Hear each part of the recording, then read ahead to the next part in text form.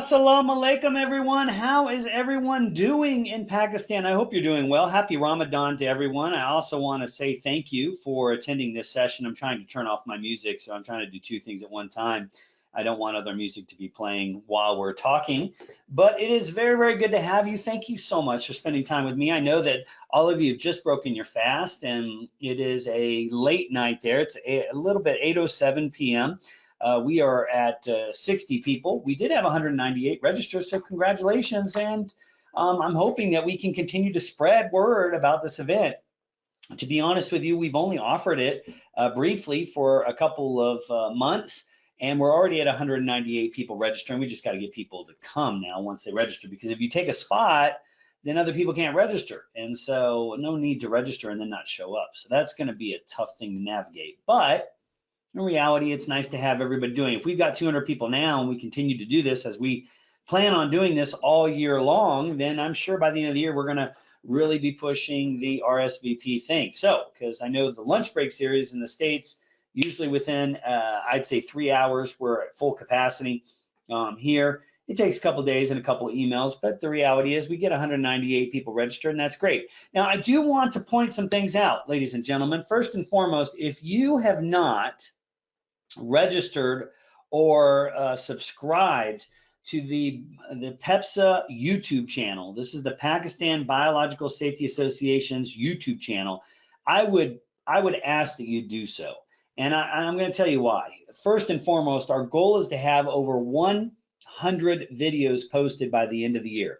And trust me, I've got a lot of videos in the can right now, just sitting and getting ready. We're talking about the beaking method in multiple languages. We're talking about the booty dance, how to take off your booties. Does it work? We're talking about some of the sessions from our master trainer and train the trainer programs, along with a lot of new sessions that will be recorded with some of you. I'm actually looking for some of you to volunteer to teach and to teach on specific subjects in biosafety. So ladies and gentlemen, you're in front of your computers right now. Maybe you're on your phones. Go to YouTube right now and subscribe to this channel. You should, you've got to. It's a lot of great information. It's going to be in English and Urdu and Punjabi. I may say that wrong, please forgive me if I do.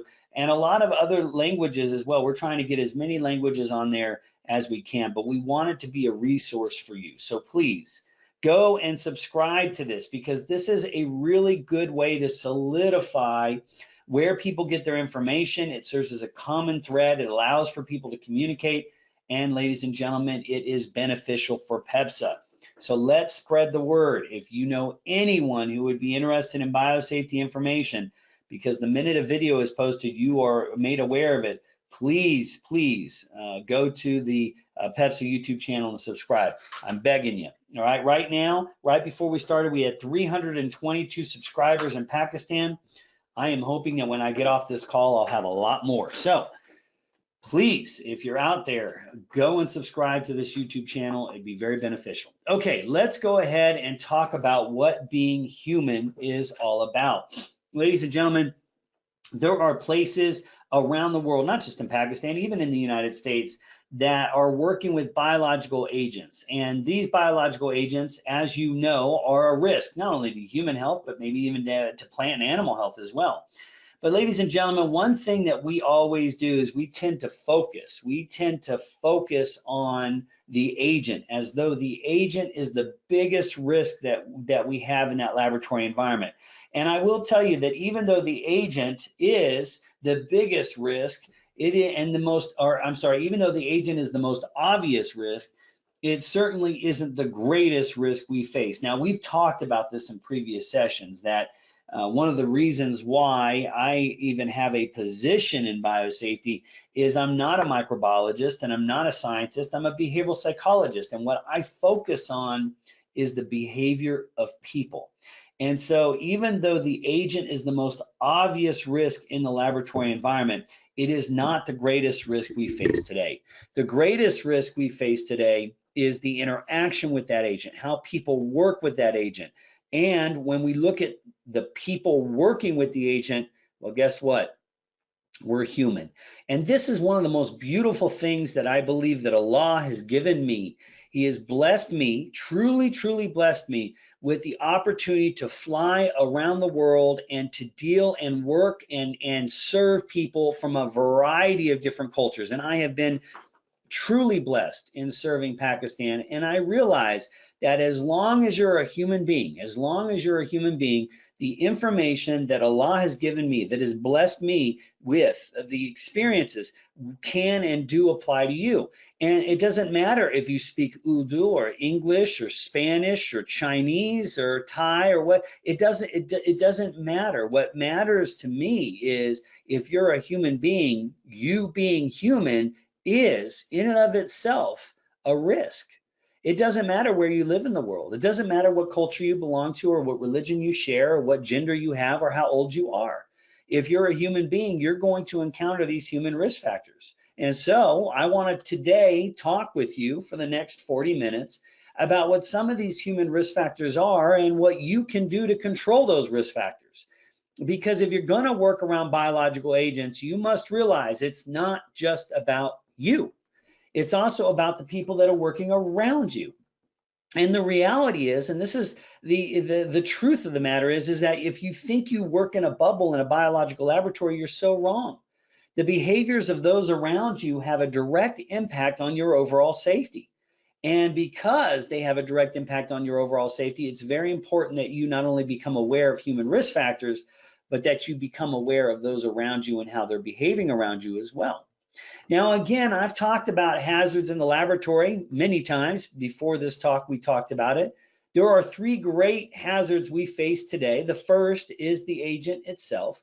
The second is the people interacting with the agent. What are they doing with it? How are they doing what they're doing? How are they working? That's the human being component. And then the final hazard that we face today is a culture. Now, culture is defined or described as a group of people within a collective organization or a collective home, so to speak, who share common behaviors and beliefs. But what happens when these individuals don't share common behaviors and beliefs? What happens when they don't compromise? What happens when they choose to do what they want, when they want in an organization? And now you take that one person, and because you have hundreds of scientists, you multiply that times 100. And because you have 100 agents, you multiply that times 100. And now because people aren't compromising, what I mean by that is they're not putting their beliefs and behaviors in line with that of the organizations. They're just doing their own thing.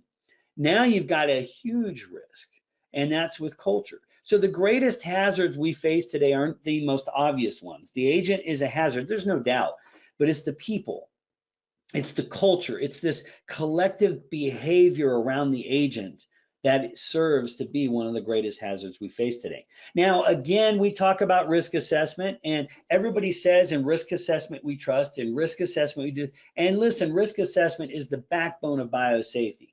But being a person who studies human behavior, I know for a fact that even though science quantifies risk, it does not determine risk for individuals. They determine it for themselves. This explains why a new scientist may be very, very concerned about working around salmonella, while the old scientist practically walks around the lab with salmonella going, salmonella? I drink this. The reality is that human beings, the more they work around a risk, the more comfortable they become around it. And when they become comfortable, they may start practicing behaviors that put themselves and others at risk. So risk assessment is absolutely critical. It quantifies overall risk, but it will not determine risk. Just because you have a finding does not mean that, oh my goodness, now everyone's going to subscribe to that finding and behave according to what that finding demonstrates. Now, risk management, well, that's the process of writing standard operating procedures. But look, a plan alone, that doesn't produce, to be honest with you, results. A plan alone doesn't make somebody able to be safe in a laboratory environment. If a plan alone could make people safe, well, then a cookbook recipe could make a cook a chef. Or maybe we should teach people how to swim with PowerPoints or with SOPs. We know that human behavior requires so much more than words on paper, so much more. So the reality is that when we deal with human beings, is very important for us to understand the limitations. And we'll talk a little bit about those later in the talk. Last but not least is communication. Whenever we ask people to do something for the sake of safety, we must always tell them why it's important. So for example, if I talk about the beaking method, it's very important for people to understand that when you remove contaminated gloves, if you don't pay attention to how you remove those gloves, you will contaminate your hands. And some people will say, well, Sean, that's okay because I wash my hands. I wash my hands after I take off my, no, that's not okay. And let me explain why. Because when you look at how you contaminate your hands, you sometimes have cuts around your cuticles, around your fingertips. And if you're taking off a glove and you're literally inoculating your fingertip where your cuticle cuts and tears are, you may be able to wash your hands, but that inoculation, that initial push when you contaminate that finger, that initial push, I'm telling you, is a very dangerous thing. So when you say, for example, I want you to beak, or I don't want you to cover the grill of a biosafety cabinet, or I want you to maybe do a goose necktie on biological waste, don't just ask people to do something. Tell them why it's important for them to do it. Okay, again, this is for human beings. This is not for anybody in Pakistan or Mexico or the US. This is human beings. This is the human psychology. Now, there are several human risk factors we're going to talk about today, several. This doesn't include all of them, but I will tell you that if you have one or two that you don't control for, that's okay. But if we get through this talk and you're working in an institution that does not control for any one of these human risk factors, you yourself or others in your laboratory may be at risk, and that's a big issue. That could be a very, very big issue. Now, all of us have our stories. I know many of you know people who may have gotten sick in laboratories and may have been injured in labs. I've worked in Pakistan long enough to understand that these stories are very real. Many of you have had friends and family members and know of people who've been injured in laboratory environments. So I'm going to share some stories that I know with you. But I would one day, and I would love, if you wanted to put in your chat box, I'd love to hear stories. In the chat box, type them out, I'll share them. I'd love to hear stories of people who have been injured or hurt in laboratory environments simply because there were some human risk factor issues that were not discussed. Now, the first one I'm going to discuss is appealing to authority. Now, what you must understand about this is the scariest one of them all. This is, in my opinion, the scariest one, because it's very, very hard for human beings to grasp this concept. So we're going to start strong here. It's going to be kind of unsettling at first. So just bear with me as I explain this. Okay, human beings have the need to appeal to authority. Now, that doesn't mean much to you. It means a great deal to me as a psychologist, but let me explain what this is. If you go on YouTube, you are going to see Stanley Milgram's work. Stanley Milgram is an amazing social psychologist. Now, this psychologist was very upset because he didn't understand what had happened in the Holocaust. He understood it, but he didn't want the Germans to be labeled as evil people. And this was a problem for him because that's the way history was writing about Germans. And so what he decided to do was come up with a study where he would basically take an actor, put shock nodes on that person, and have somebody ask them questions. And when they got it wrong, they would shock them, and they would progressively get worse as the answers would go wrong. People would be screaming. It would be the individual would be yelling, but it wasn't real. It was all a fake setup. But the people who were doing the experiment did not know it was fake. Now, this exercise has been replicated over the years, many times over decades, just recently 2 to 3 years ago, same exact finding. 65% or 2/3 of the participants continued to the highest level. All of the participants continued to 300 volts. Now, what this study determined, and this is very, very important, is that people have the ability to disassociate their behaviors when someone of an authoritative figure is telling them to do something. Let me put this into a scientific aspect for you.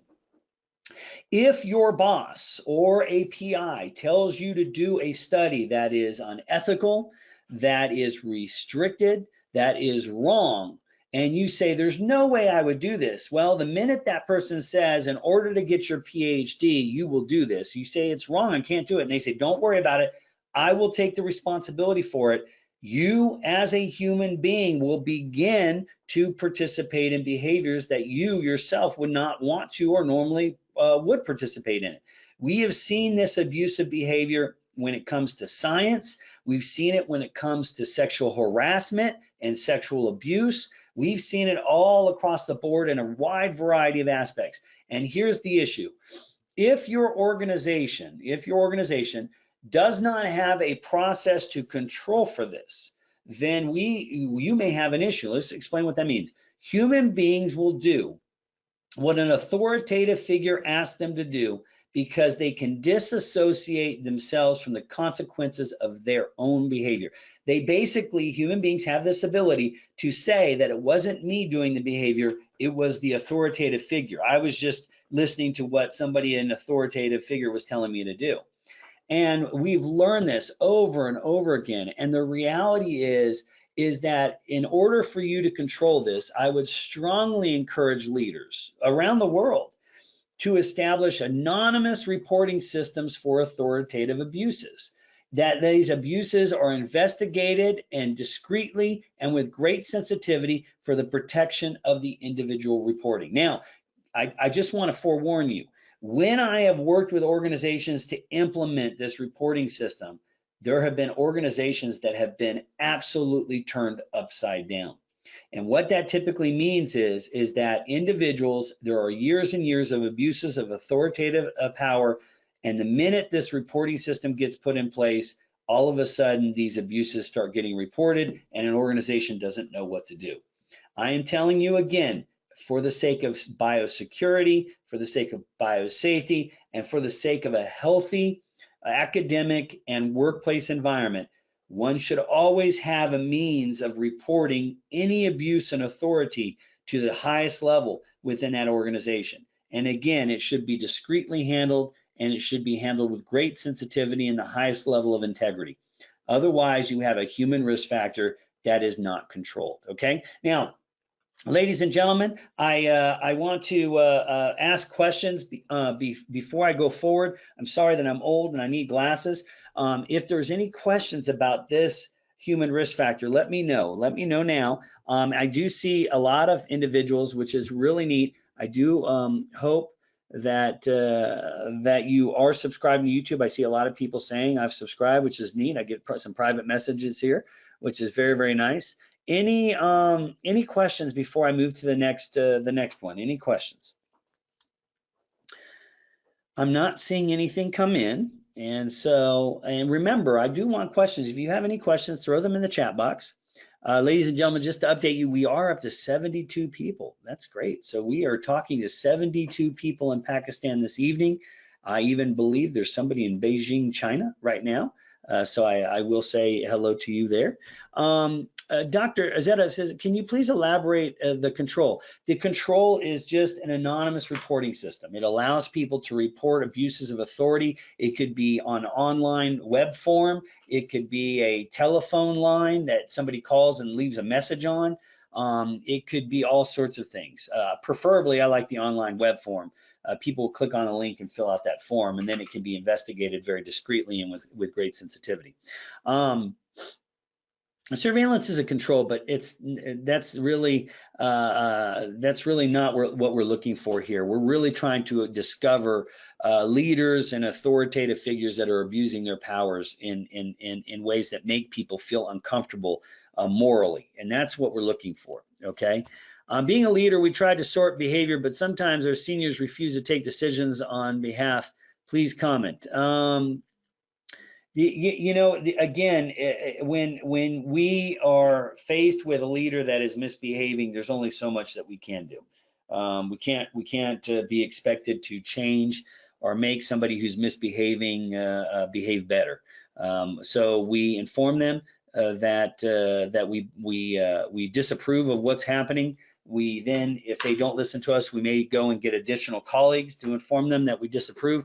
And then if that is still not being heard, then we may have to go outside and seek assistance to be heard as well. So very, very good questions. Can we create leader, or the leaders have the ability of leading by birth? Oh, that's a good question. I think that, to be honest with you, it's nature and nurture. But I do believe we can teach people to be leaders. Okay, I do believe we can teach people to be leaders. Okay, another human risk factor, and I'm going to talk about the physical state. I'm going to talk about a lady by the name of Linda Reese, who died December 25th, 2000. Now, many of you know that December 25th for many Christians is Christmas, so it's a big day. Well, what many people don't know is Linda Reese's birthday was December 23rd. And on December 23rd, the public health lab that Linda Reese worked at had gone home for Christmas vacation. But Linda needed to process a meningitis, a sample that came from a college student that had died. And Linda went in on her birthday, processed this sample, and on December 24th, as she was cooking dinner for her family, she started to not feel so good. And on December 25th, Linda died as a result of this meningitis infection in the lab, from the lab. Now, this is a very, very scary situation. Why did this happen? How quick? Why did it go so quick? And Linda, being a older lady, had compromised immune function. She was on steroids for a bronchial cough. So her immune system was compromised, and she met with a very virulent and very strong meningitis type, and was exposed and got sick. Ladies and gentlemen, as much as I would like to say the older you get, the better you get, I can say the older you get, the wiser you get, but I cannot tell you that your immune system gets better as you age. In fact, it doesn't. I cannot also tell you that your health is static, because it's not. Human health is not static. In fact, we age, we stress, we get sick, we get dehydrated. All of these things impact our overall immune system. And changes in our health lead to changes in the immune system, which, by the way, would lead to whether increases and decreases of overall risk when working around biological agents. So the reality is look, please establish occupational health programs. These are programs that you will ensure that when you hire someone, they are in a healthy state before they start working in a lab, and provide medical surveillance programs to make sure that people remain healthy in the laboratory environment. Now, a lot of people will say, Sean, our organization doesn't have money for occupational health. I hear this all the time. I hear it in the United States. I hear it in Pakistan. Ladies and gentlemen, it doesn't take much. I'm going to invite you now to take responsibility for your own health. If you work with infectious diseases, it is a must that you go see a doctor at least once a year. It is a must that every time you go to the doctor for any type of condition, you inform them of the work you do and the agents you work with. It is a must that you monitor the drugs or medications that you're taking to ensure that your immune system remains intact. It is a must you stay hydrated. It is a must you control your stress. It is a must that you realize that your health is not static. That being human does not mean you walk into a lab and the risk is the same. It is not static. It is always evolving and always changing, okay? So that is the control for that human risk factor. Now, we also have another human risk factor called mental state. Now, this is not about, are you depressed and are you sad? No, that's not what it is. This one is, are you cocky? Now, what does cocky mean? Are you overconfident? Do you think you're better than you really, really are? That mental state is very important. Now, many of you have seen the puzzle exercise where I talk about the unconscious incompetence. This is I think I've posted this on the YouTube channel. And if it isn't, it will be. I believe it's already on there, the puzzle exercise.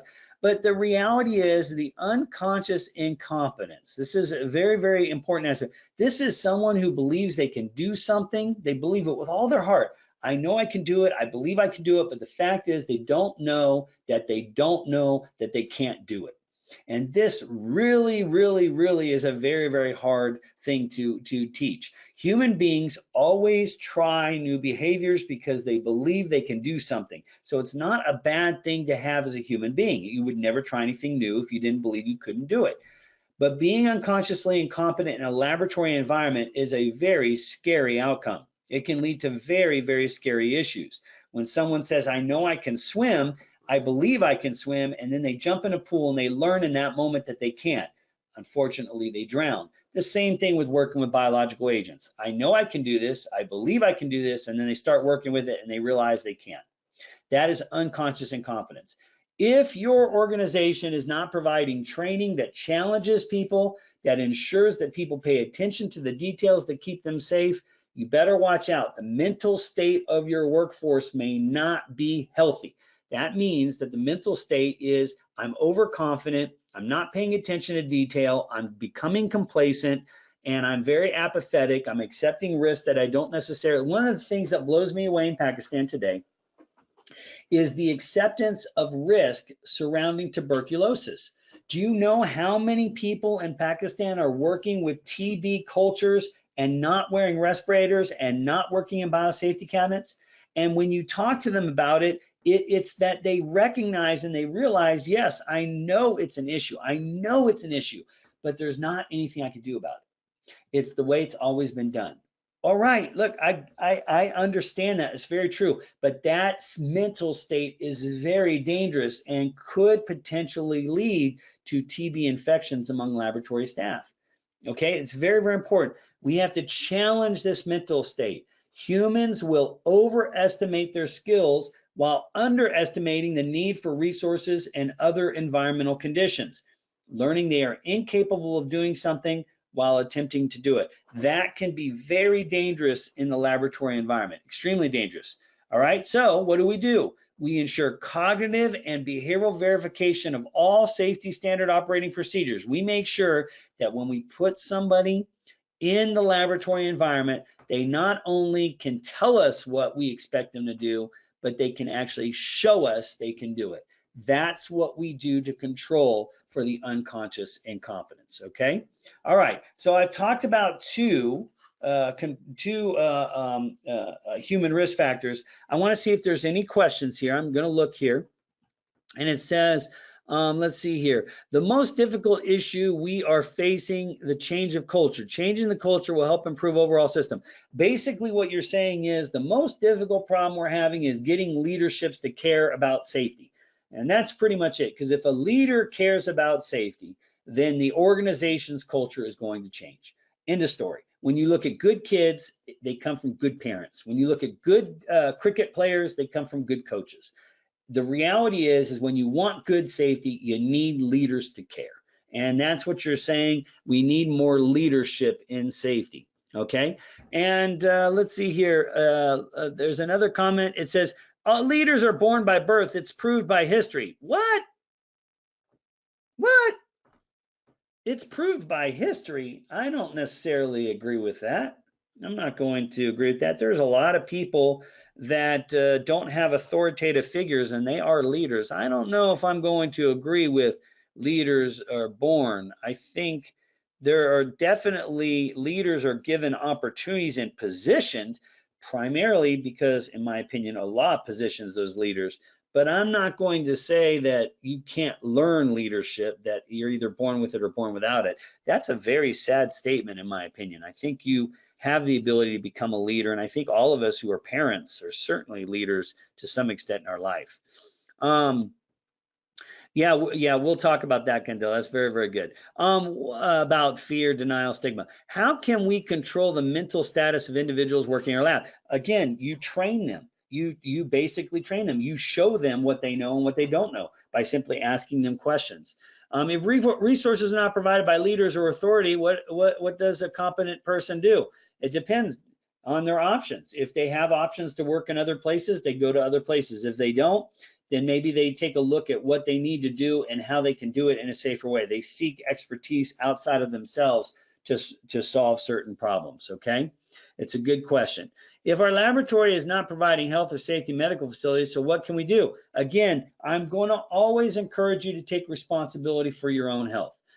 Don't look to an organization to do it. Look to yourself. So again, I would make sure that you know what you're working with. I would make sure that you know the risks, and then I would make sure that you always engage your doctor, your medical staff. I would encourage you to take responsibility for your own health. Do not allow an organization to take responsibility for your health, even though they should. The reality is sometimes they won't. And then if they don't, what do? You're not going to end your career or end your science. So you have to, at all times, make sure that you take responsibility for your health and your wellness, and help other people too. Okay? Good question. All right, we've got about 20 minutes left. Let me get through some of these slides. We're only about halfway through the slides. So emotional state. Ladies and gentlemen, although I would like for us to say as human beings our emotional state stays consistent, it does not. There are days when we are excited. There are days when we're stressed. There are days when we're bored, when we're tired, when we're awake and alert, when we're calm, when we're relaxed. If you notice this chart of emotions is a very good indicator of all the emotional aspects that we do. And what we try to do is we try to stay here. That's where we're going to perform, in this activated, pleasant state. However, we know that sometimes some people within minutes can go through all of these different aspects. Some of us are more stable than others. Others are always going through, they're all over the place. And when they're all over the place, guess what, ladies and gentlemen? It affects their overall behavior. And when it affects their overall behavior, we've got a problem, because again, we're not paying attention, and the emotional state of human changes daily, hourly, even from minute to minute. And these changes directly affect our cognition, attention to detail, our awareness of what we're doing, our awareness of the lab, and our overall behavior. So how do we control this? Well, we increase attention to importance of laboratory staff self-awareness and regulation abilities. This is an emotional intelligence aspect, and I also like to add behavioral intelligence. We want people to become self-aware of themselves and of people in the laboratory, and regulate specifically and accordingly that. Meaning, if you're tired, if you're frustrated, if you're angry, you should not be doing work. And if you don't like the person you're working with, or the person around you is misbehaving, you should be able to approach that individual and make a statement that says you need to do a better job in what you're doing. Okay? You need good emotional and behavioral intelligence. And again, that's something you can research in addition to this presentation, and go out and start taking a look at how you would integrate that into the laboratory environment. We know capabilities vary. I would very much like to be a professional cricket player. I would very much like to be a professional tennis player. I would like to be a professional soccer player. The reality is that my capabilities have not allowed for me to do that. Humans have a range of capabilities that are physical, emotional, and cognitive. Some are big and flexible, or not so flexible. Some individuals cry very easily. Some individuals are very stoic. And some individuals can remember every detail and see every error in an edit, and others simply can't. Look, these have direct impacts on our overall laboratory behavior and our safety in the lab as well.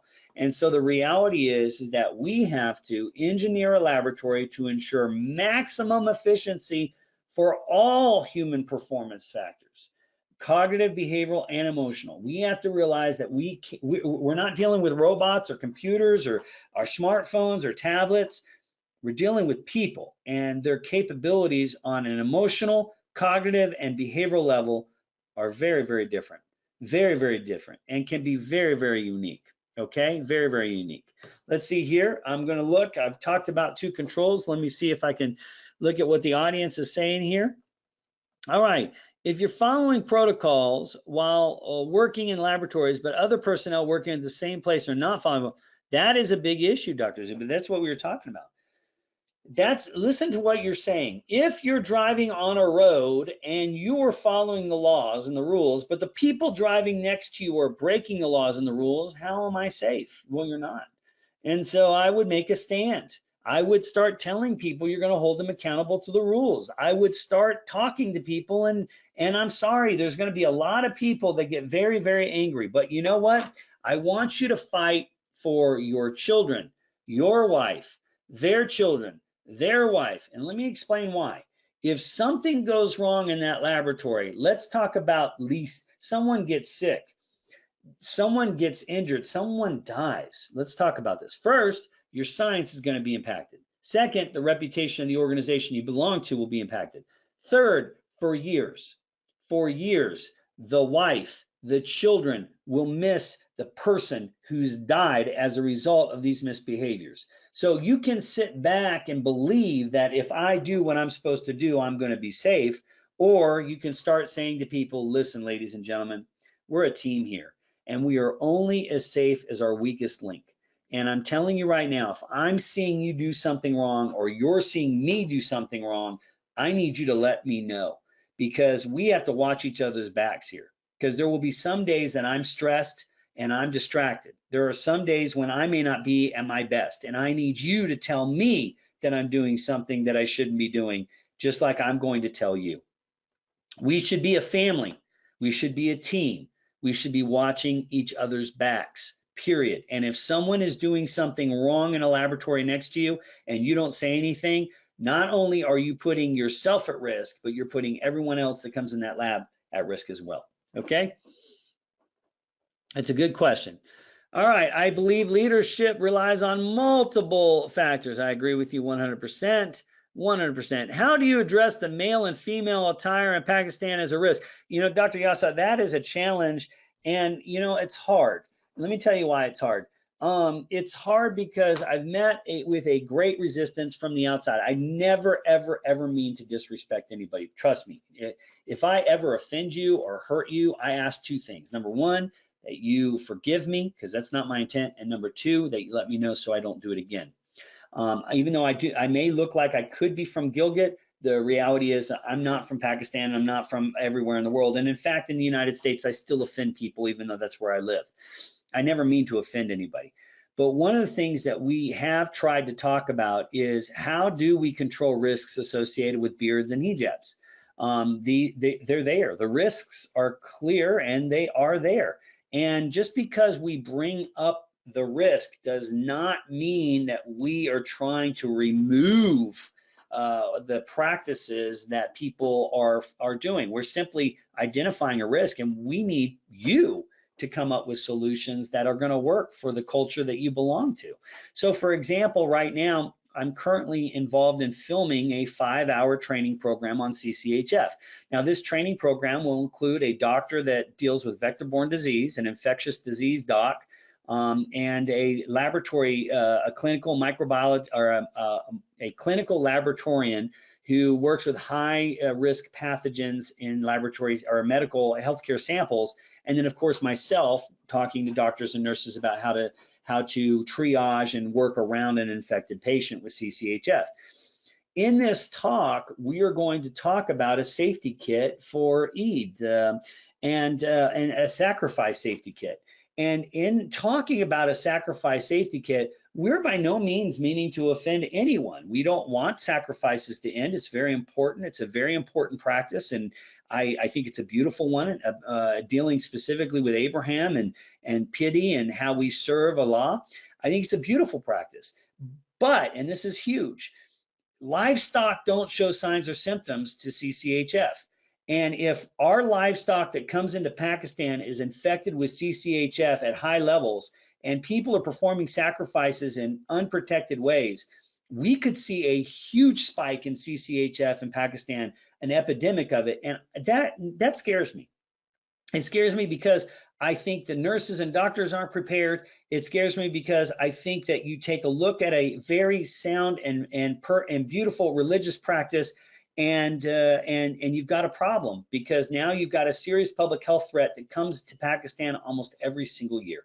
And so can we teach people to do things safer? The answer is yes. But sometimes an outsider will say, hey, we need to discuss this issue, and people get offended because they feel threatened. By no means am I meaning to threaten anybody. I'm just simply saying we've got a risk. How do you want to address that risk? And I don't think anybody disagrees. I think the risk is scientifically clearly present.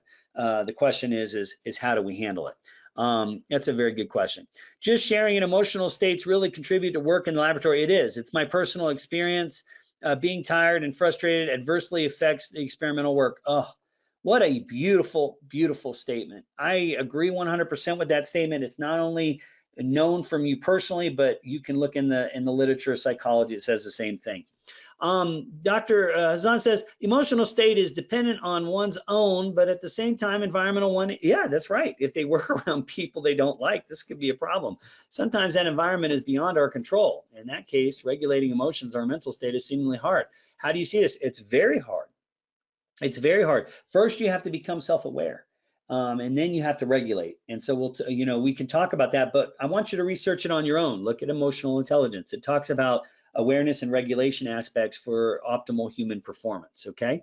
How can we make laboratory environment tension-free? Love. Do you understand? Like, see, a lot of people think that you love at home and then you come to work and you're supposed to just work. I know that's one thing I love about the Holy Prophet, peace be upon him. He loved. That's it. You want to make people feel comfortable around each other? You love them. You don't expect them to be like you. You don't expect them to be perfect. You know people are going to make mistakes. You know people are going to do things that don't live up to your expectations. And so what are you going to do? Are you going to get angry? Are you going to not like them? Are you going to despise them? No, you're going to love them. And even the prophet, peace be upon him, says, those who treat you like crap, you still love. You love. You want no tension in your labs? You love. You have a beautiful prophet to look at as an example, and I would strongly recommend doing that. All right. Please name a few human risk factors. We are already naming them. Mental state, physical state, all sorts of things we've already named. My gosh, you guys have a lot of questions. Let's see here. I got 12 minutes. So what I'm going to do is I'm going to take a look at these questions. And if you can always email me too. I want to get through the slides before we go, because we've got about 15 more slides. So let me get through these slides. Limitations. So human beings have limitations. I wish I could take a thumb drive. This is very, very important. I wish I could take a thumb drive, literally take it and stick it in my ear, and I could fly a helicopter after that thumb drive goes into my brain.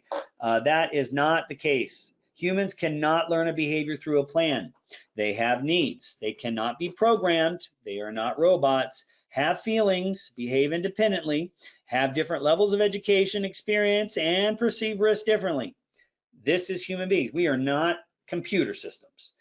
We don't perform exactly alike. You can't just replace, I can replace my cell phone or my Samsung, and I would expect the same thing to happen. You can't do that with human beings. So how do you do this? Well, you ensure the workforce has expectations are possible. You foster an environment which reinforces the acceptance of human perfections rather than a rejection of their imperfections, meaning you focus on people's strengths, not just on their weaknesses.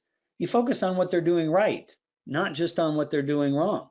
Control of human limitations rather than being critical of them. Look, humans are going to try. They're not going to be perfect. The only time you should be absolutely critical is when someone is intentionally trying to break the rules. That's a big problem. They're putting themselves in front of the organization. However, if someone's making an effort and not quite where they need to be, then you be kind to them. You reinforce their effort. All right? Sometimes our primary controls can cause problems if we over-engineer, if we ask people to wear too much PPE, if we give people SOPs that are so big and so long, they can't possibly understand them and retain them all because we've overloaded them, or we have the lack of leadership. Sometimes our primary controls of safety can also pose more human risk factors. Millions of dollars are spent on engineering controls and thousands of dollars are spent on PPE. Hundreds of hours are spent writing SOPs, and yet one human behavior can negate all of these controls in an instant. I think we need to understand that when providing humans resources, when you give them resources, engineering, PPE, SOPs, you better establish expectations, training, and accountability to those expectations must also be applied. Otherwise, you're going to have problems. You're not going to have control over the human beings that are working. Your environmental conditions are also an issue. If your leadership chooses to punish people for a mistake that they've made, they're going to do three things. They're going to build resentment among the workforce. They're going to hide other incidents and accidents because no one's going to want to report them, and it's going to teach nothing new. So the reality is if your environment is A, punishing people, and B, producing a gap between safety climate and culture. Let me explain what that means. Safety climate is what we say we do, and safety culture is what we really do. Let me explain. This is very, very important you understand this, because as someone who believes with all my heart in Allah, there are many people that say they believe. They say it, but do they really do it?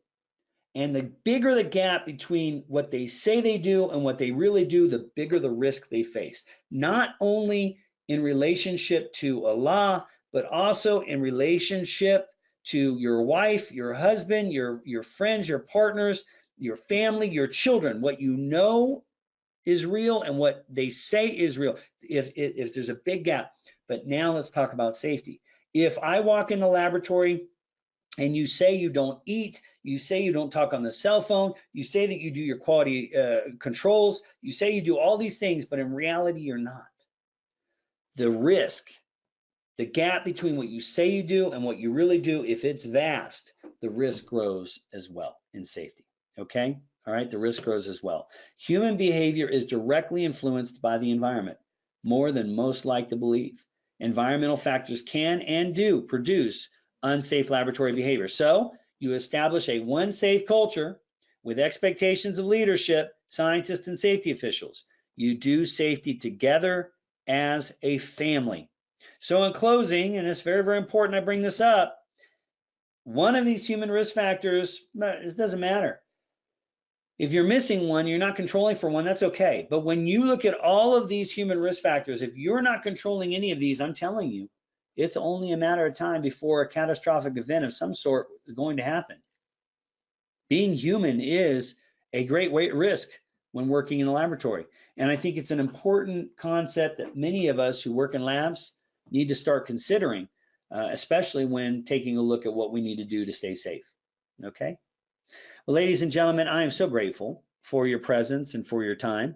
We have about 6 minutes for questions, and there's been a lot of questions that have come up. Remember, ladies and gentlemen, if you like this talk, I appreciate it. I will be posting it on the EPSA YouTube channel. And so please subscribe. You will be able to watch this talk, refer it to other people. And again, I am enjoying my service with Pakistan. And if you have any questions, all questions are welcome, please. Make sure that you ask them. You can email them at any time as well. Right now, what I'm going to do is I'm going to stop the recording and say thank you for watching this. If you are watching the recording, I appreciate it. And I am open to questions no matter when you receive or watch this video.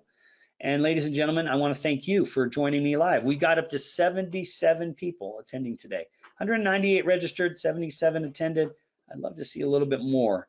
Remember, there is an evaluation. I ask that you do fill that out so that EPSA gets some feedback on this talk. But again, ladies and gentlemen, thank you for attending, and I will now take questions.